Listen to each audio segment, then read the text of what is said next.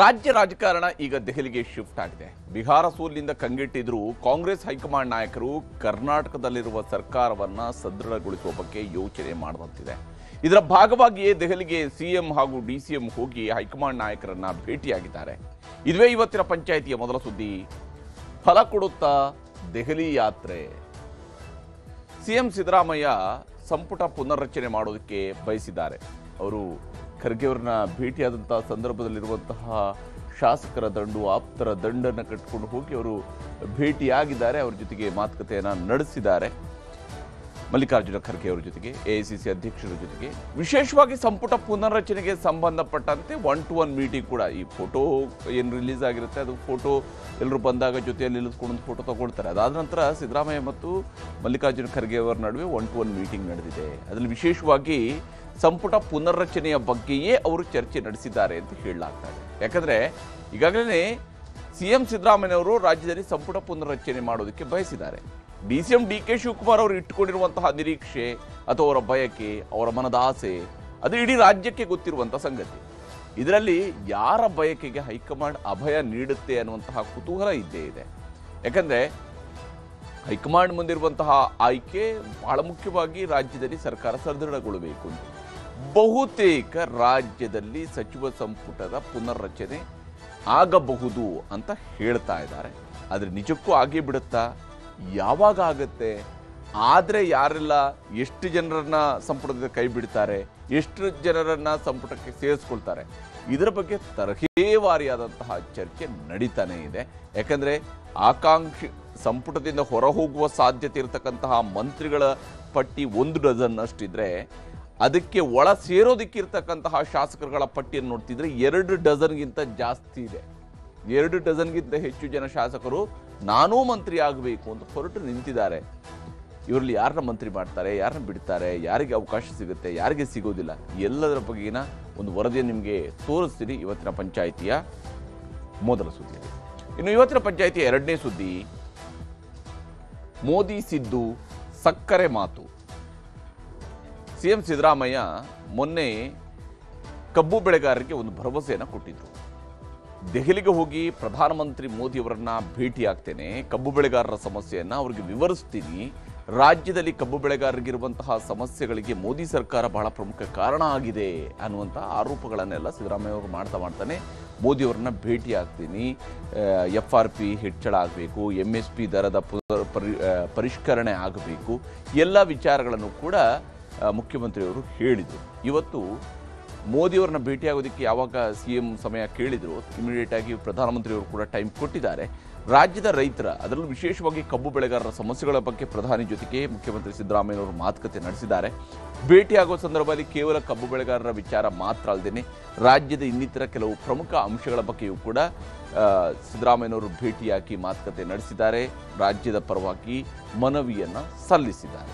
ಏನೆಲ್ಲ ಮಾತನಾಡಿದ್ದಾರೆ, ಏನೆಲ್ಲ ವಿಚಾರಗಳ ಪ್ರಸ್ತಾಪ ಆಗಿದೆ ಅನ್ನೋದನ್ನು ಕೂಡ ನಿಮಗೆ ತೋರಿಸ್ತೀನಿ ಇವತ್ತಿನ ಪಂಚಾಯಿತಿಯ ಎರಡನೇ ಸುದ್ದಿಯಲ್ಲಿ.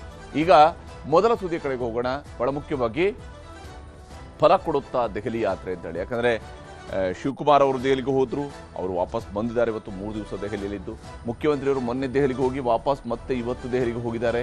ಇವತ್ತು ಎಐಸಿಸಿ ಅಧ್ಯಕ್ಷರಾಗಿರುವಂತಹ ಮಲ್ಲಿಕಾರ್ಜುನ ಖರ್ಗೆ ಅವರು ಕೂಡ ಪ್ರಧಾನಿಯವರ ಭೇಟಿಯ ನಂತರ ಖರ್ಗೆ ಅವರು ಕೂಡ ಭೇಟಿಯಾಗಿದ್ದಾರೆ.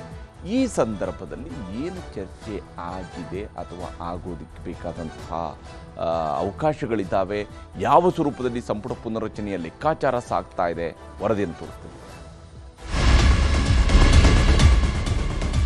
ನಾನು ಯಾವ ಕಾರಣಕ್ಕೂ ಕಾಂಗ್ರೆಸ್ ಪಾರ್ಟಿಗೆ ಬ್ಲ್ಯಾಕ್ ಮೇಲ್ ಮಾಡೋನಲ್ಲ. ಕ್ಯಾಬಿನೆಟ್ ರೀಶಫಲ್ ಆಗಲಿ, ಈ ವಿಚಾರಗಳೆಲ್ಲನೂ ಕೂಡ ಪಕ್ಷದ ಹೈಕಮಾಂಡ್ ತೀರ್ಮಾನ ಮಾಡ್ತಾರೆ.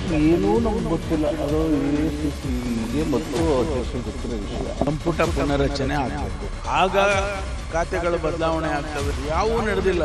ಕ್ಯಾಬಿನೆಟ್ ವಿಸ್ತರಣೆ ಆದರೆ ಡಿಕೆ ಶಿವಕುಮಾರ್ಗೆ ಪಂಗನಾಮ. ಎಲ್ಲಿವರೆಗೂ ಕಾಂಗ್ರೆಸ್ ಅಲ್ಲಿ ಯಾವ ಸ್ಥಾನದಲ್ಲಿ ಕೆಲಸ ಮಾಡಿ ಹೋಗ್ತಾರೆ ಅಲ್ಲಿವರೆಗೂ ನಾನು ಒಬ್ಬ ಶಿಸ್ತಿನ ಸಿಪಾಯಿ.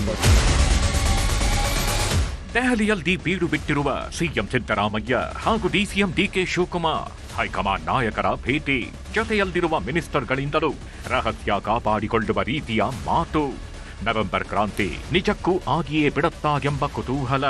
ಹೀಗೆ ರಾಜ್ಯ ರಾಜಕೀಯದ ಬೆಳವಣಿಗೆಗಳು ಈಗ ಕ್ಲೈಮ್ಯಾಕ್ಸ್ ಹಂತ ತಲುಪಿದ್ದು ದೆಹಲಿಯ ಹೈಕಮಾಂಡ್ ಅಂಗಳದಲ್ಲಿ ಬಿರುಸಿನ ಚಟುವಟಿಕೆಗಳು ನಡೆಯುತ್ತಿವೆ.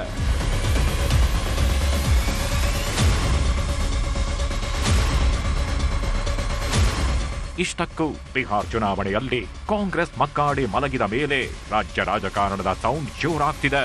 ಅಧಿಕಾರ ಹಸ್ತಾಂತರ, ನಾಯಕತ್ವ ಬದಲಾವಣೆಯ ಕೂಗುಗಳು ತಂಡ ಹೊಡೆಯುತ್ತಿದ್ದು ಸಂಪುಟ ಪುನಾರಚನೆ ಸಾಧ್ಯತೆಯ ಬಗ್ಗೆಯೇ ಚರ್ಚೆ ತಾರಕಕ್ಕೇರಿದೆ.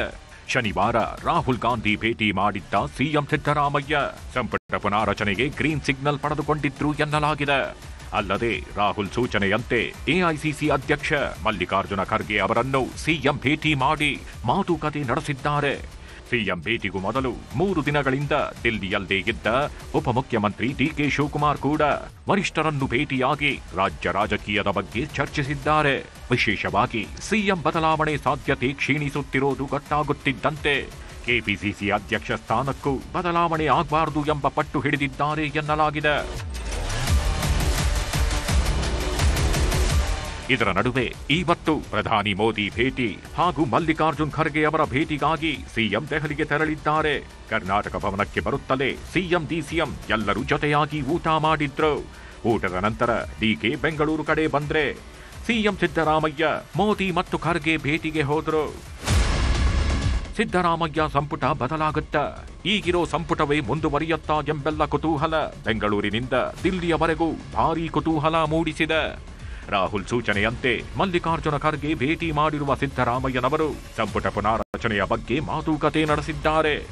ಆದರೆ ಇದ್ಯಾವುದರ ಬಗ್ಗೆಯೂ ನಮಗೆ ಗೊತ್ತೇ ಇಲ್ಲ ಅಂತ ಕೆಲ ಸಚಿವರು ಹೇಳ್ತಾಗಿದ್ದು, ಇನ್ನು ಕೆಲವರು ಏನೇ ತೀರ್ಮಾನ ಆದರೂ ಅದು ಹೈಕಮಾಂಡ್ಗೆ ಬಿಟ್ಟದ್ದು ಎನ್ನುತ್ತಿದ್ದಾರೆ. ಕ್ಯಾಬಿನೆಟ್ ರೀಶಫಲ್ ಆಗಲಿ ಈ ವಿಚಾರಗಳೆಲ್ಲನೂ ಕೂಡ ಪಕ್ಷದ ಹೈಕಮಾಂಡ್ ತೀರ್ಮಾನ ಮಾಡ್ತದೆ. ಎಐಸಿಸಿ ಅಧ್ಯಕ್ಷರು ಸೋನಿಯಾ ಗಾಂಧಿಯವರು, ರಾಹುಲ್ ಗಾಂಧಿಯವರು, ಮುಖ್ಯಮಂತ್ರಿಗಳು ಮತ್ತು ಕೆಪಿಸಿಸಿ ಅಧ್ಯಕ್ಷರು, ನಮ್ಮ ಜನರಲ್ ಸೆಕ್ರೆಟರಿ ಸುರ್ಜೇವಾಲಾ ಅವರು, ವೇಣುಗೋಪಾಲ್ ಅವರು ಇವರೆಲ್ಲರೂ ಕೂಡ ನಿರ್ಣಯ ಮಾಡ್ತಾರೆ. ಏನೇ ಇದ್ರೂ ಕೂಡ ನನಗೆ ಗೊತ್ತಿಲ್ಲ. ನನಗೆ ಹೈಕಮಾಂಡ್ ಇವತ್ತಿನ ದಿವಸ ಈ ಎಲ್ಲ ವಿಚಾರಗಳು ಅಪ್ರಸ್ತುತ. ಈಗ ಇದು ಏನೂ ನಮ್ಗೆ ಗೊತ್ತಿಲ್ಲ. ಅದು ಎಐಸಿಸಿಗೆ ಮತ್ತು ಅಧ್ಯಕ್ಷರಿಗೆ ಗೊತ್ತಿರೋ ವಿಷಯ. ಅವ್ರು ಕೂತ್ಕೊಂಡು ಏನು ಮಾಡಬೇಕು, ಏನು ಮಾಡಬಾರ್ದು, ಏನಾಗಬೇಕು, ಏನಾಗಬಾರ್ದು ಅವ್ರು ತೀರ್ಮಾನ ಮಾಡ್ತಾರೆ. ಮೊನ್ನೆ ಕೂಡ ಸಿಎಂ ಜೊತೆ ಹೋಗಿದ್ರಲ್ಲ ಸರ್? GM 40 ವರ್ಷದಿಂದ ಹೋಗೋದು ಬರೋದು ಇರೋದ್ರ ಜೊತೆಗೆ ಇದ್ದೇ ಇದ್ವಿ ನಾವು since 40 years. It's not A new thing. ಸಂಪುಟ ಪುನರ್ರಚನೆ ಆಗಬೇಕು, ಹೌದಾ? ಆಗ ಖಾತೆಗಳು ಬದಲಾವಣೆ ಆಗ್ತವೆ ಅನ್ನೋ ಸಂದರ್ಭ ಬರಬೇಕು.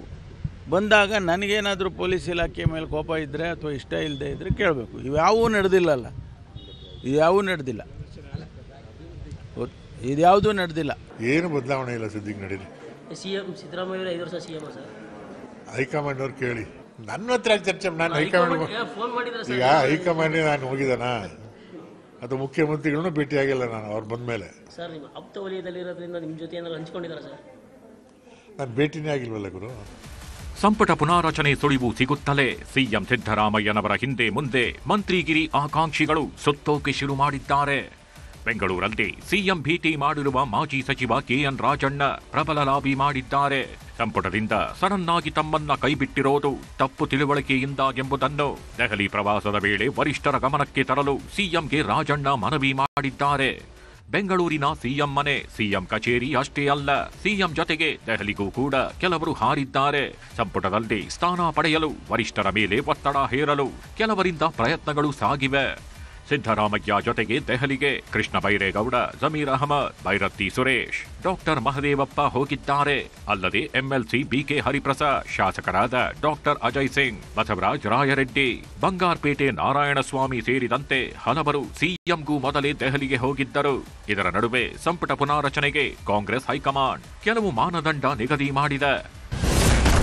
ಹಿರಿತನ, ಪಕ್ಷನಿಷ್ಠೆ, ಜಿಲ್ಲಾವಾರು, ಪ್ರದೇಶವಾರು ಹಾಗೂ ಸಮುದಾಯವಾರು ಆದ್ಯತೆಗಳ ಮೇಲೆ ಮಂತ್ರಿ ಸ್ಥಾನಕ್ಕೆ ಪರಿಗಣಿಸಬಹುದು ಎನ್ನುವುದು ಶಾಸಕರ ಲೆಕ್ಕಾಚಾರ.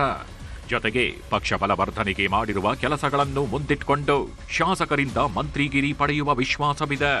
ಕಾಂಗ್ರೆಸ್ ಪಕ್ಷದಲ್ಲಿ ಕಳೆದ 50 ವರ್ಷದಿಂದ ನನ್ನ ತಂದೆ, ನನ್ನ ತಾಯಿ, ನಾನು ಕಾಂಗ್ರೆಸ್ ಪಕ್ಷದಲ್ಲೇ ಭದ್ರ ಒಂದು ಬುನಾದಿಯಾಗಿ ಕಾಂಗ್ರೆಸ್ ಪಕ್ಷದಲ್ಲಿ ನಾವು ಇದ್ದೀವಿ. ಕಾಂಗ್ರೆಸ್ ಪಕ್ಷದಲ್ಲಿ ಸೇವೆ ಸಲ್ಲಿಸಿದ್ದೀವಿ. ಅದಕ್ಕೆ ನಮ್ಮನ್ನು ಗುರುತಿಸಿ ಅಂತ ಕೇಳ್ಕೊಂಡಿದ್ದೀವಿ ಅಷ್ಟೇ. ಕೊಡ್ತಾರ ವಿಶ್ವಾಸ ಇದೆ ಸರ್? ವಿಶ್ವಾಸ ಖಂಡಿತವಾಗಿ ಇದೆ. ನೋಡಿ, ನಮಗೆ ಈಗ ಡಿಸೆಂಬರ್ 8ರಿಂದ 20ನೇ ತಾರೀಕಿಗೆ 11ನೇ ತಾರೀಕುವರೆಗೆ ಸೆಷನ್ ನಡೆಯುವ ಜವಾಬ್ದಾರಿ ನಮಗೆ ಇಬ್ಬರಿಗೆ ಕೂಡ ಇದೆ. ನಾವು ಆಡಳಿತ ಪಕ್ಷ ಪ್ರತಿಪಕ್ಷ ಎಲ್ಲ ವಿಶ್ವಾಸಕ್ಕೆ ತೆಗೆದುಕೊಂಡು ಹೇಗೆ ಸಮರ್ಪಕವಾಗಿ ಈ ಅಧಿವೇಶನ ನಡೆಸಬೇಕು, ಕರ್ನಾಟಕ ರಾಜ್ಯ ಉತ್ತರ ಕನ್ನಡ ಜನರಿಗೆ ಪ್ರಯೋಜನ ಆಗಬೇಕಂತ ಅದರ ಬಗ್ಗೆ ಚಿಂತಿತರಾಗಿದ್ದೇವೆ. ರಾಜ್ಯದಲ್ಲಿ ಏನು ನಡೀತದೆ ನಮಗೆ ವಿಚಾರವೇ ಅದು ABCD ಇವತ್ತು ಗೊತ್ತಿಲ್ಲ ಅಂತ ಹೇಳಲಿಕ್ಕೆ ನಾನು ಬಯಸ್ತೇನೆ. ಹಳೆ ಬೇರು ಹೊಸ ಚಿಗುರು ಅಂತ ಅವೆರಡು ಕಂಬೈಂಡ್ ಆದರೆ ಗಿಡ ಚೆನ್ನಾಗಿ ಬೆಳೀತದೆ ಅಂತ, ಆ ರೀತಿಯಲ್ಲಿ ಇದು ಒಂದು ಒಳ್ಳೆಯ ಬೆಳವಣಿಗೆ ಆಗ್ತದೆ. ಯಾಕೆಂದರೆ ಹೊಸಬ್ರ ಹತ್ರ ಹೊಸ ಹೊಸ ಥಾಟ್ಸ್ ಇರ್ತದೆ ಏನು ಅಭಿವೃದ್ಧಿ ಅದ್ರ ಬಗ್ಗೆ, ಅದೊಂದು ಅನುಕೂಲ ಆಗ್ತದೆ ಅಂತ ನನ್ನ ಅಭಿಪ್ರಾಯ. ಹೊಸಬ್ರಿಗೆ ಅವಕಾಶ ಮಾಡಬೇಕು. ಕೊಟ್ಟರೆ ಯಾರು ಬೇಡ ಅಂತಾರೆ, ಹಂಗಂತ ನನಗೆ ಕೇಳಲ್ಲಪ್ಪ. ನಂದು ಬೇರೆ ಅಜೆಂಡಾ ಇದೆ, ನನ್ನ ಅಜೆಂಡಾ ಹೇಳಿದ್ದೀನಿ, ನನ್ನ ಅಜೆಂಡಾ ಬೇರೆ ಇದೆ, ನಾನೇನು ಕೇಳಲ್ಲ, ಬೇರೆಯವ್ರಿಗೆ ಮಾಡಿಕೊಳ್ಳಿ. ಸಂಪುಟ ಪುನಾರಚನೆಗೆ ಖರ್ಗೆ ಓಕೆ ಅಂದ್ರೆ ಸಹಜವಾಗಿ ಯಾರು ಉಳಿತಾರೆ, ಯಾರನ್ನು ಕಿತ್ತು ಹಾಕ್ತಾರೆ ಎಂಬ ಕುತೂಹಲ ಇದ್ದೇ ಇದೆ. ಶಾಸಕರಲ್ಲೂ ಕೂಡ ನಾನು ಮಂತ್ರಿ ಆಗಬೇಕು, ನನಗೆ ಸಚಿವ ಸ್ಥಾನ ಸಿಗಬೇಕೆಂಬ ಆಸೆ ಬಲಗೊಳ್ಳುತ್ತಿದೆ. ಸಿದ್ದು ಸಂಪುಟದಲ್ಲಿರುವ ಯಾರಿಗೆ ಕೋಕ್ ನೀಡಬಹುದು ಎಂಬುದರ ಚರ್ಚೆಗಳು ಸಾಗಿವೆ.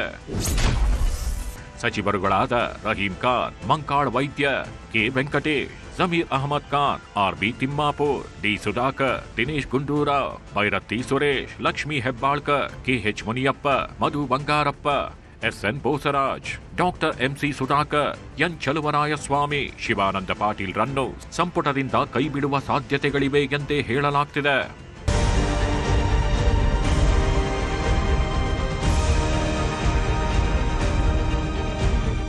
ಹಾಗೆ ಹೊಸ ಸಂಪುಟದ ಬಗ್ಗೆಯೂ ಕುತೂಹಲ ಮೂಡಿಸಿದೆ. ಯಾರೆಲ್ಲ ಹೊಸ ಟೀಮ್ಗೆ ಬರ್ತಾರೆ ಅನ್ನೋ ಚರ್ಚೆಗಳು ಸಾಗಿವೆ.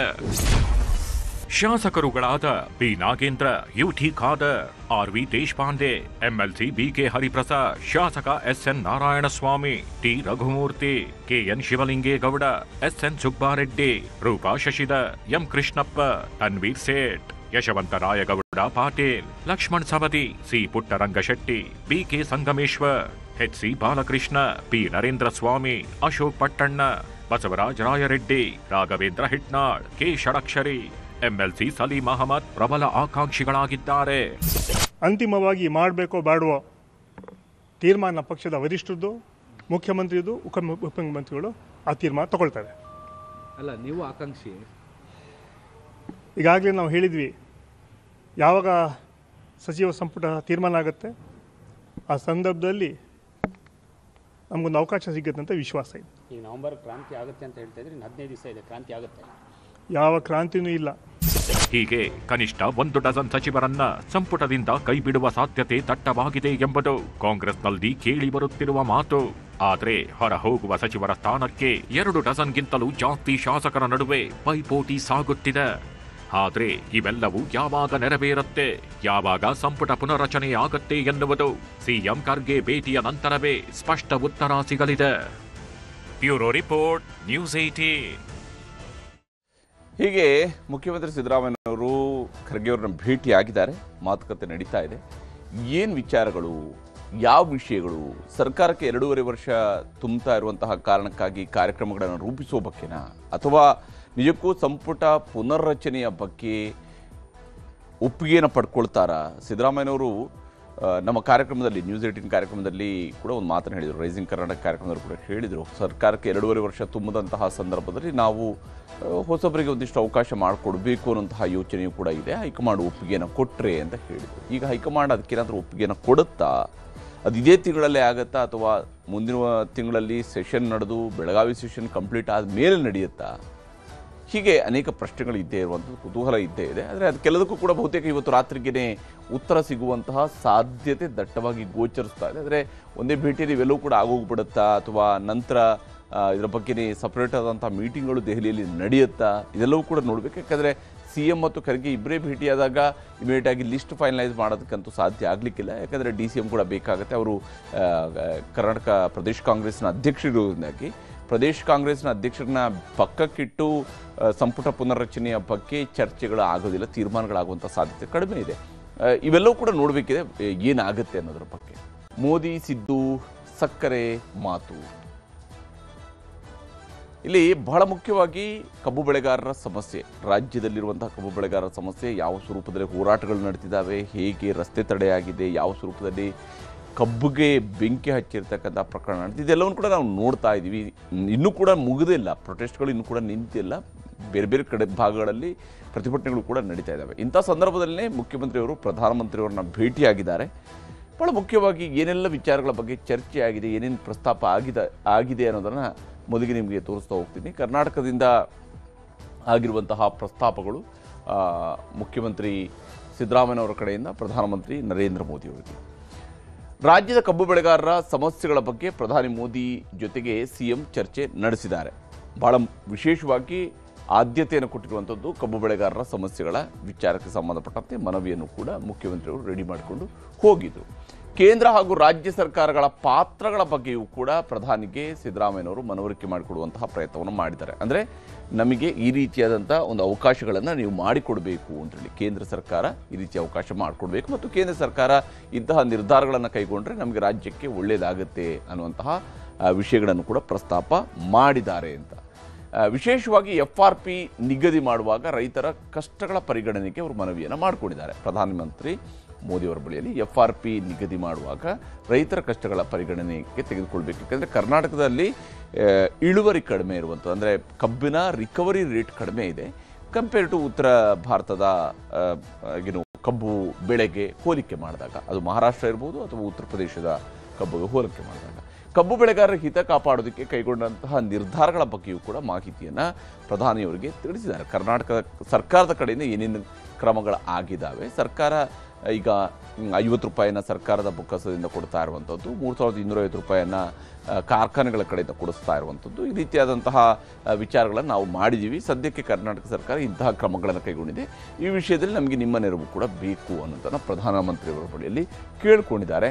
ಕಬ್ಬು ಬೆಳೆಗಾರರೊಂದಿಗೆ ಸಭೆ ಮಾಡಿ ಸಮಸ್ಯೆಗಳನ್ನು ನಾನು ಕೇಳಿದ್ದೀನಿ, ಅವರ ಸಮಸ್ಯೆಗಳು ಏನಿದೆ ಮತ್ತು ಕಾರ್ಖಾನೆ ಮಾಲೀಕರು ಅವರ ಸಮಸ್ಯೆಗಳನ್ನು ಕೂಡ ಕೇಳಿದ್ದಾರೆ. ಅವರ ಬೇಡಿಕೆಗಳು ಕೂಡ ಈ ರೀತಿಯಾಗಿ ಪಟ್ಟಿಗಳಿದ್ದಾವೆ, ಅವರ ಬೇಡಿಕೆ ಪಟ್ಟಿಗಳು ಇದ್ದಾವೆ ಅನ್ನೋಂಥದ್ದನ್ನು ಕೂಡ ಪ್ರಧಾನಮಂತ್ರಿಯವರ ಮುಂದೆ ಮುಖ್ಯಮಂತ್ರಿಯವರು ಪ್ರಸ್ತಾಪ ಮಾಡಿದ್ದಾರೆ.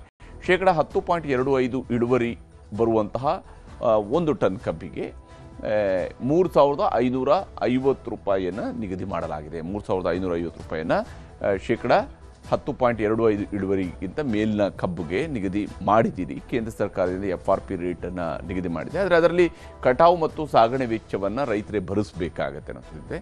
ಆದರೆ ಕರ್ನಾಟಕ ಸರ್ಕಾರ ಈಗ ಕಟಾವು ಮತ್ತು ಸಾಗಣೆ ವೆಚ್ಚವನ್ನು ಸೇರಿಸಿ 3550 ರೂಪಾಯಿಯನ್ನು ನಿಗದಿ ಮಾಡಿದೆ ಅನ್ನುವಂತಹ ಮಾಹಿತಿಯನ್ನು ಕೂಡ ಅವರಿಗೆ ನೀಡಿದ್ದಾರೆ. ಕರ್ನಾಟಕ ಸರ್ಕಾರ ತೆಗೆದುಕೊಂಡಿರ್ತಕ್ಕಂತಹ ನಿರ್ಧಾರವನ್ನು ಕಟಾವು ಸಾಗಣೆ ವೆಚ್ಚವನ್ನು ಸೇರಿಸಿ 3500 ರೂಪಾಯಿ ನಿಗದಿ ಮಾಡಲಾಗಿದೆ ಅನ್ನೋಂಥದ್ದನ್ನು ಕೂಡ ತಿಳಿಸಿದ್ದಾರೆ. ಮತ್ತು ವಿಶೇಷವಾಗಿ ಕೇಂದ್ರ ಸರ್ಕಾರಕ್ಕೂ ಕೂಡ ಒಂದಷ್ಟು ಮನವಿಯನ್ನು ಸಿದ್ದರಾಮಯ್ಯನವರು ಈ ಸಂದರ್ಭದಲ್ಲಿ ಮಾಡಿಕೊಂಡಿದ್ದಾರೆ. ರಾಜ್ಯಕ್ಕೆ ಏನೇನು ಬೇಕಿದೆ, ಕಬ್ಬು ಬೆಳೆಗಾರರ ಹಿತವನ್ನು ಕಾಪಾಡುವಂತಹ ದೃಷ್ಟಿಯಿಂದ ಏನೇನು ಕೆಲಸಗಳು ಕೇಂದ್ರ ಸರ್ಕಾರದಿಂದ ಆಗಬೇಕಾಗಿದೆ ಅನ್ನುವಂಥದ್ರ ಬಗ್ಗೆಯೂ ಕೂಡ ಮಾತನಾಡಿದರೆ. ಆದರೆ ಬಹಳ ಮುಖ್ಯವಾಗಿ ಅವರು ಕೇಳಿರುವಂಥದ್ದು ಒಂದು, ಸಕ್ಕರೆಯ ಕನಿಷ್ಠ ಬೆಂಬಲ ಬೆಲೆ ಕೆಜಿಗೆ 31 ರೂಪಾಯಿ ಇದೆ. ಪ್ರಸ್ತುತ ಕೇಂದ್ರ ಸರ್ಕಾರ ನಿಗದಿ ಮಾಡಿರುವಂತಹ ಕನಿಷ್ಠ ಬೆಂಬಲ ಬೆಲೆ 31 ರೂಪಾಯಿ ಇದೆ. ಅದನ್ನು 41 ರೂಪಾಯಿಗೆ ನಿಗದಿ ಮಾಡಬೇಕು, ಅಂದರೆ 10 ರೂಪಾಯಿ ಹೆಚ್ಚಳ ಮಾಡಬೇಕು ಅದನ್ನು ಅಂತ. ಹಾಗೆ 10 ರೂಪಾಯಿ ಹೆಚ್ಚಳ ಮಾಡೋದ್ರಿಂದಾಗಿ ಸಕ್ಕರೆಗೆ ಅದು ಕಬ್ಬು ಬೆಳೆಗಾರರಿಗೆ ಹಣ ನೀಡೋದಕ್ಕೆ ಅನುಕೂಲ ಆಗುತ್ತೆ. ಕಬ್ಬು ಬೆಳೆಗಾರರಿಗೆ ನಾವು ಹೆಚ್ಚಿನ ಹಣವನ್ನು ಕೊಡೋದಕ್ಕೆ ಸಾಧ್ಯ ಆಗುತ್ತೆ, ಅವರ ಬೆಳೆಗೆ ಹೆಚ್ಚಿನ ಬೆಲೆ ಸಿಗೋದಕ್ಕೆ ಸಾಧ್ಯ ಆಗುತ್ತೆ, ರೈತರ ಕಷ್ಟಗಳಿಗೆ ಸ್ಪಂದಿಸಿದಂತಾಗುತ್ತೆ. ಯಾಕಂದರೆ ಪ್ರತಿಯೊಂದು ಕಲ್ಟಿವೇಷನ್, ಕಾಸ್ಟ್ ಆಫ್ ಕಲ್ಟಿವೇಷನ್ ಜಾಸ್ತಿ ಆಗ್ತಾ ಇದೆ, ಬೆಳೆಯುವ ಖರ್ಚು ಜಾಸ್ತಿ ಆಗ್ತಾ ಇದೆ ಅಂತೇಳಿ. ಇದೇ ಕಾರಣಕ್ಕಾಗಿ 20 ರಿಂದ 25 ಲಕ್ಷ ಮೆಟ್ರಿಕ್ ಟನ್ ಸಕ್ಕರೆ ರಫ್ತಿಗೆ ಅವಕಾಶವನ್ನು ಕೂಡ ಕೊಡಬೇಕು ಅಂತೇಳಿ. ಅಂದರೆ ಹೆಚ್ಚು ಸಕ್ಕರೆಯನ್ನು ರಫ್ತು ಮಾಡೋದಕ್ಕೆ ಅವಕಾಶ ಸಿಕ್ಕಿದಾಗ ರೈತರ ಸಕ್ಕರೆಯ ಬೇಡಿಕೆ ಹೆಚ್ಚಳ ಆಗುತ್ತೆ, ಕಾರ್ಖಾನೆಗಳಿಗೆ ಸಕ್ಕರೆ ಮಾರಾಟ ಆಗುತ್ತೆ, ಇದರಿಂದಾಗಿ ರೇಟ್ ಕೂಡ ಜಾಸ್ತಿ ಆಗುತ್ತೆ, ಜೊತೆಗೆ ಅದರ ಅನುಕೂಲ ರೈತರಿಗೆ ದೊರಕುತ್ತೆ ಅನ್ನೋಂಥದ್ದನ್ನು ಅವರು ಕೇಳಿಕೊಂಡಿದ್ದಾರೆ. ಇನ್ನು ಎಥೆನಾಲ್ ಮಾರಾಟ ಮತ್ತು ವಹಿವಾಟು ರಾಜ್ಯ ವ್ಯಾಪ್ತಿಗೆ ಕೊಡಿ ಅನ್ನುವಂಥ 2ನೇ ಬೇಡಿಕೆಯನ್ನು ಮುಖ್ಯಮಂತ್ರಿಯವರು ಪ್ರಧಾನಮಂತ್ರಿ ಮೋದಿಯವರ ಮುಂದೆ ಇಟ್ಟಿದ್ದಾರೆ. ಎಥೆನಾಲ್ ಖರೀದಿ ಪ್ರಮಾಣವನ್ನು ಕೂಡ ಹೆಚ್ಚಳ ಮಾಡಬೇಕು ಅಂತ ಕೇಳ್ಕೊಂಡಿದ್ದಾರೆ. ಅಂದರೆ ಎಥೆನಾಲ್ ಮಾರಾಟ ಮತ್ತು ವಹಿವಾಟು ಸದ್ಯಕ್ಕೆ ಅದು ಕೇಂದ್ರ ಸರ್ಕಾರ ನಿಗದಿಪಡಿಸ್ತಾ ಇದೆ, ಕೇಂದ್ರ ಸರ್ಕಾರನೇ ಹೇಳ್ತಾ ಇದೆ ಯಾವ್ಯಾವ ರಾಜ್ಯಗಳಿಗೆ ಎಷ್ಟು ಅನ್ನೋದನ್ನು ಅಲಾಟ್ ಮಾಡುತ್ತೆ, ಅದನ್ನು ರಾಜ್ಯ ವ್ಯಾಪ್ತಿಗೆ ಕೊಡಿ ಮತ್ತು ಎಥೆನಾಲ್ ಆದಾಯದಿಂದಲೂ ಕೂಡ ಕಬ್ಬು ಬೆಳೆಗಾರರಿಗೆ ಆಗ ಹಣ ಸಿಗುತ್ತೆ. ಯಾಕಂದರೆ ಬೈ ಪ್ರಾಡಕ್ಟ್ನ ಹಣವು ಕೂಡ ಅವರಿಗೆ ಸಿಗುವಂತಾಗಲಿ. ಈಗ ಕೇವಲ ಸಕ್ಕರೆಯ ಆಧಾರದ ಮೇಲೆ, ಸಕ್ಕರೆಯ ದರದ ಆಧಾರದ ಮೇಲೆ ಮಾತ್ರನೇ ಕೊಡಲಾಗ್ತಾ ಇದೆ, ಸಕ್ಕರೆ ಇಳುವರಿಯನ್ನು ಮಾತ್ರ ಪರಿಗಣನೆ ತೆಗೆದುಕೊಳ್ಳಲಾಗ್ತಾ ಇದೆ. ಇದರ ಬದಲಿಗೆ ಎಥೆನಾಲ್ನ ಕೂಡ ಇಳುವರಿಯನ್ನು ಗಮನದಲ್ಲಿ ಇಟ್ಕೊಳ್ಬೋದು ಅಂತೇಳಿ. ಮೂರನೇ ಬೇಡಿಕೆ ಇಟ್ಟಿರುವಂಥದ್ದು ಕಟಾವು ಸಾಗಣೆ ವೆಚ್ಚ ನಿಗದಿ ಅಧಿಕಾರವನ್ನು ರಾಜ್ಯಕ್ಕೆ ಕೊಡಬೇಕು. ಅಂದರೆ ಕಟಾವು ಮತ್ತು ಸಾಗಣೆ ವೆಚ್ಚ ಎಷ್ಟಾಗುತ್ತೆ ಪರ್ ಟನ್ ಕಬ್ಬುಗೆ ಅನ್ನೋಂಥದ್ದನ್ನು ರಾಜ್ಯ ಸರ್ಕಾರ ನಿರ್ಧಾರ ಮಾಡಬೇಕು, ಕೇಂದ್ರ ಸರ್ಕಾರ ಅಲ್ಲ. ಯಾಕಂದರೆ ಕೇಂದ್ರ ಸರ್ಕಾರ ನಿರ್ಧಾರ ಮಾಡಿದಾಗ ಬೇರೆ ಬೇರೆ ರಾಜ್ಯಗಳಲ್ಲಿ ಬೇರೆ ಬೇರೆ ಸ್ವರೂಪದಲ್ಲಿ ರೇಟ್ಗಳಿರ್ತವೆ ಮತ್ತು ಟ್ರಾವೆಲ್ ಡಿಸ್ಟೆನ್ಸ್ ಅಂದರೆ ಕಾರ್ಖಾನೆ ಹೊಲದಿಂದ ಕಾರ್ಖಾನೆಗೆ ಹೋಗುವಂತಹ ದೂರ ಇದೆಯಲ್ಲ, ಇದರ ಆಧಾರದ ಮೇಲೆ ಸಾಗಣೆ ವೆಚ್ಚವೂ ಕೂಡ ಹೆಚ್ಚು ಕಡಿಮೆ ಆಗುತ್ತೆ. ಈ ಕಾರಣಕ್ಕಾಗಿ ರೈತರಿಗೆ ಅನುಕೂಲವಾಗುವಂತಹ ದರ ನಿಗದಿ ಮಾಡೋದಕ್ಕೆ ರಾಜ್ಯಗಳಿಗೆ ಸಾಧ್ಯ ಆಗುತ್ತೆ. ಹೀಗಾಗಿ ರಾಜ್ಯಗಳಿಗೆ ಈ ಅಧಿಕಾರವನ್ನು ಕೊಡಿ ಅನ್ನುವಂತಹ ಮನವಿಯನ್ನು ಕೂಡ ಮುಖ್ಯಮಂತ್ರಿಯವರು ಪ್ರಧಾನಿಯವರ ಬಳಿಯಲ್ಲಿ ಮಾಡಿದ್ದಾರೆ. ಮತ್ತು ವಿಶೇಷವಾಗಿ ರಾಜ್ಯದ ಸಮಸ್ಯೆಗಳ ಅನಾವರಣವನ್ನು ಈ ಸಂದರ್ಭದಲ್ಲಿ ಮಾಡಲಾಗಿದೆ. ರಾಜ್ಯದಲ್ಲಿ ಇರುವಂತಹ ಸಮಸ್ಯೆಗಳು ಏನೇನಿದ್ದಾವೆ, ಅಂದರೆ ಯಾವ್ಯಾವ ಬೇಡಿಕೆಗಳು ಕರ್ನಾಟಕದ ಕಡೆಯಿಂದ ಇದೆ ಅನ್ನೋದನ್ನು ಇವತ್ತು ಪ್ರಧಾನಿ ಮೋದಿಯವರನ್ನ ಭೇಟಿಯಾದಂತಹ ಸಂದರ್ಭದಲ್ಲಿ ಮುಖ್ಯಮಂತ್ರಿಯವರು ಮನವರಿಕೆ ಮಾಡಿಕೊಡುವಂತಹ ಪ್ರಯತ್ನವನ್ನು ಮಾಡಿದ್ದಾರೆ. ವಿಶೇಷವಾಗಿ ಕಬ್ಬು ಬೆಳೆಗಾರರ ಸಮಸ್ಯೆಯ ಜೊತೆಗೆ ರಾಜ್ಯದ ಇನ್ನಿತರೆ ಸಮಸ್ಯೆಗಳ ಬಗ್ಗೆಯೂ ಕೂಡ ಪ್ರಧಾನಮಂತ್ರಿಯವರಿಗೆ ಮಾಹಿತಿಯನ್ನು ಮುಖ್ಯಮಂತ್ರಿ ಸಿದ್ದರಾಮಯ್ಯನವರು ನೀಡಿದ್ದಾರೆ. ಅದರಲ್ಲಿ ಜಲಜೀವನ ಮಿಷನ್ಗೆ ಕೇಂದ್ರದಿಂದ ಬರಬೇಕಾದಂಥ ಅನುದಾನವನ್ನು ಆದಷ್ಟು ಬೇಗನೆ ಬಿಡುಗಡೆ ಮಾಡಿ ಅನ್ನುವಂತಹ ವಿನಂತಿಯನ್ನು ಮಾಡಿದ್ದಾರೆ ಮುಖ್ಯಮಂತ್ರಿಯವರು ಪ್ರಧಾನಮಂತ್ರಿ ಮೋದಿಯವರ ಬಳಿಯಲ್ಲಿ. ಜಲಜೀವನ ಮಿಷನ್ ಅಂದರೆ ಮನೆ ಮನೆಗೆ ಗಂಗೆ ಯೋಜನೆ ಏನಿದೆ, ಇದರಲ್ಲಿ 76% ಕೆಲಸ ಈಗಾಗಲೇ ರಾಜ್ಯದಲ್ಲಿ ಮುಗಿದು ಹೋಗಿದೆ. ಆದರೂ ಕೂಡ ಅನುದಾನ ಸಿಗದೆ ಗುತ್ತಿಗೆದಾರರಿಗೆ ಸಂಕಷ್ಟ ಎದುರಾಗಿದೆ. ಅಂದರೆ ಇದು ಕೇಂದ್ರ ಸರ್ಕಾರ ಮತ್ತು ರಾಜ್ಯ ಸರ್ಕಾರದ ಅನುದಾನದಲ್ಲಿ ನಡೆಯುವಂತಹ ಕಾರ್ಯಕ್ರಮ. ಯೋಜನೆಯನ್ನು ಜಾರಿಗೊಳಿಸುವಂಥ ರಾಜ್ಯ ಸರ್ಕಾರ ಆದರೂ ಕೂಡ ಕೇಂದ್ರ ಸರ್ಕಾರದಿಂದ ಅನುದಾನ ಬರಬೇಕಾಗುತ್ತೆ. 76% ಕೆಲಸ ನಮ್ಮಲ್ಲಿ ಮುಗಿದಿದೆ ಕರ್ನಾಟಕದಲ್ಲಿ, ಆದರೆ ಅದಕ್ಕೆ ಅನುದಾನ ಸಿಗ್ತಾ ಇಲ್ಲ. ಇದರಿಂದಾಗಿ ಗುತ್ತಿಗೆದಾರರಿಗೆ ಸಂಕಷ್ಟ ಎದುರಾಗಿದೆ ಅನ್ನುವಂಥದ್ದನ್ನು ಪ್ರಧಾನಿಯವರ ಗಮನಕ್ಕೆ ತರಲಾಗಿದೆ. ಉತ್ತರ ಕರ್ನಾಟಕ ಭಾಗದ ಬೆಳೆ ನಷ್ಟ ಪರಿಹಾರವನ್ನು ಶೀಘ್ರವೇ ಬಿಡುಗಡೆ ಮಾಡಬೇಕು. ಯಾಕೆಂದರೆ ಕರ್ನಾಟಕದ ಉತ್ತರ ಭಾಗದಲ್ಲಿ ವಿಶೇಷವಾಗಿ ಈ ಬಾರಿಯ ಅತಿವೃಷ್ಟಿಯಿಂದ ಎದುರಾಗಿರ್ತಕ್ಕಂತಹ ಬೆಳೆ ನಷ್ಟ, ಪ್ರವಾಹದಿಂದ ಎದುರಾಗಿರುವಂತಹ ಬೆಳೆ ನಷ್ಟ, ಈ ಬೆಳೆ ನಷ್ಟಕ್ಕೆ ನಮಗೆ ಶೀಘ್ರವೇ ಪರಿಹಾರ ಬೇಕು ಕೇಂದ್ರ ಸರ್ಕಾರದಿಂದ ಅಂತ ಹೇಳಿ ಅದಕ್ಕಾಗಿ NDRF ನಿಯಮಗಳ ಪ್ರಕಾರ 2136 ಕೋಟಿ ರೂಪಾಯಿ ಹಣವನ್ನು ಬಿಡುಗಡೆ ಮಾಡಬೇಕು ಅನ್ನುವಂತಹ ಮನವಿಯನ್ನು ಪ್ರಧಾನಮಂತ್ರಿಯವರ ಮುಂದೆ ಸಲ್ಲಿಕೆ ಮಾಡಲಾಗಿದೆ. ಇದರ ಜೊತೆಗೇ ಮಹದಾಯಿ ಯೋಜನೆಗೆ ಕೇಂದ್ರದ ಅರಣ್ಯ ಇಲಾಖೆ ಅನುಮತಿ ಬೇಕಾಗಿದೆ. ಯಾಕಂದರೆ ಇದು ಬಹಳಷ್ಟು ಕಾಲದಿಂದ ಪೆಂಡಿಂಗ್ ಇರತಕ್ಕಂತಹ ಒಂದು ಅನುಮೋದನೆ. ಕೇಂದ್ರದ ಅರಣ್ಯ ಇಲಾಖೆ ಒಮ್ಮೆ ಅನುಮೋದನೆ ಕೊಡ್ತು ಅಂತ ಹೇಳಿದರೆ ಮಹದಾಯಿ ಯೋಜನೆಯನ್ನು ಕಾರ್ಯರೂಪಕ್ಕೆ ತರೋದಕ್ಕೆ ಕರ್ನಾಟಕ ಸರ್ಕಾರಕ್ಕೆ ಸಾಧ್ಯ ಆಗುತ್ತೆ. ಈ ಕಾರಣಕ್ಕೆ ಅದನ್ನು ಪ್ರಸ್ತಾಪ ಮಾಡಿದ್ದಾರೆ. ಕೃಷ್ಣಾ ಮೇಲ್ದಂಡೆ ಆದೇಶ ಆಗಿದ್ರೂ ಕೂಡ ಗೆಜೆಟ್ ನೋಟಿಫಿಕೇಶನ್ ಇದುವರೆಗೆ ಆಗಿಲ್ಲ. ಅಂದರೆ ರಾಜ್ಯದಲ್ಲಿ ಕೃಷ್ಣಾ ಮೇಲ್ದಂಡೆ ಯೋಜನೆಯನ್ನು ಜಾರಿಗೊಳಿಸೋದಕ್ಕೆ 2ನೇ ತೀರ್ಪು ಏನು ಕೃಷ್ಣಾ ನ್ಯಾಯಾಧಿಕರಣದ 5 ತೀರ್ಪು ಬಂದಿತ್ತು, ಅದು ಇನ್ನೂ ಕೂಡ ಗೆಜೆಟ್ ನೋಟಿಫಿಕೇಶನ್ ಆಗಿಲ್ಲ. ಇದನ್ನು ಆದಷ್ಟು ಬೇಗನೆ ಮಾಡಬೇಕು ಅನ್ನುವಂತಹ ಮನವಿಯನ್ನು ಮಾಡಲಾಗಿದೆ. ಇನ್ನು ಮೇಕೆದಾಟು ಯೋಜನೆಗೆ ಸುಪ್ರೀಂ ಕೋರ್ಟ್ ಗ್ರೀನ್ ಸಿಗ್ನಲ್ ಕೊಟ್ಟಿದೆ. ಹೀಗಾಗಿ ಅದಕ್ಕೆ ಪೂರಕವಾಗಿರ್ತಕ್ಕಂಥ ಅನುಮೋದನೆ ಈಗ ಕೇಂದ್ರ ಸರ್ಕಾರದಿಂದ ಬೇಕು. ನಮಗೆ ಮೇಕೆದಾಟು ಯೋಜನೆಗೆ ಕೇಂದ್ರ ಜಲಸಂಪನ್ಮೂಲ ಇಲಾಖೆ ಅನುಮತಿಯನ್ನು ಕೊಡಬೇಕು. ಅದನ್ನು ಆದಷ್ಟು ಬೇಗನೆ ನೀವು ಕೊಡಿಸಿದರೆ ಕರ್ನಾಟಕಕ್ಕೆ ಅನುಕೂಲ ಆಗುತ್ತೆ ಅನ್ನುವಂತಹ ಮನವಿಯನ್ನು ಕೂಡ ಪ್ರಧಾನಮಂತ್ರಿ ಮೋದಿಯವರ ಮುಂದೆ ಇಡಲಾಗಿದೆ. ಇನ್ನು ರಾಯಚೂರಿನಲ್ಲಿ ಏಮ್ಸ್ಗೆ ಭೂಮಿ ಸಿದ್ಧವಿದೆ, ಆದರೆ ಕೆಲಸ ಶುರು ಮಾಡಬಹುದು. ಏಮ್ಸ್ ಮಂಜೂರಾತಿಯನ್ನು ಕೇಂದ್ರ ಸರ್ಕಾರ ಈಗಾಗಲೇ ಘೋಷಣೆ ಮಾಡಿರುವಂಥದ್ದಕ್ಕೆ ನಮ್ಮಲ್ಲಿ ಜಾಗ ಕೂಡ ಇದೆ. ಹಾಗಾಗಿ ಆದಷ್ಟು ಬೇಗನೆ ಅದರ ಕೆಲಸವನ್ನು ಶುರು ಮಾಡಬೇಕು ಕೇಂದ್ರ ಸರ್ಕಾರದ ಕಡೆಯಿಂದ ಅನ್ನುವಂತಹ ವಿನಂತಿಯನ್ನು ಕೂಡ ಮಾಡಲಾಗಿದೆ. ಹೀಗೆ ಎಲ್ಲ ವಿಚಾರಗಳನ್ನು ಈಗಾಗಲೇ ಪ್ರಧಾನಿ ಮೋದಿಯವರ ಮುಂದೆ ಮುಖ್ಯಮಂತ್ರಿ ಸಿದ್ದರಾಮಯ್ಯನವರು ಇಟ್ಟಿದ್ದಾರೆ. ಮೋದಿಯವರಿಂದಲೂ ಕೂಡ ಅದಕ್ಕೆ ಸಂಬಂಧಪಟ್ಟಂತೆ ಯಾವ ಸ್ವರೂಪದ ಭರವಸೆ ಸಿಕ್ಕಿದೆ ಮತ್ತು ಹೇಗೆ ಇದು ಜಾರಿ ಆಗುತ್ತೆ ಅನ್ನೋದನ್ನು ನೋಡಬೇಕು. ಈ ಬೇಡಿಕೆಗಳಿಗೆ ಯಾವ ಸ್ವರೂಪದಲ್ಲಿ ಕೇಂದ್ರ ಸರ್ಕಾರದಿಂದ ಸ್ಪಂದನೆ ಸಿಗುತ್ತೆ ಅನ್ನೋದನ್ನು ಕೂಡ ನೋಡಬೇಕಾಗಿರುವಂಥದ್ದು.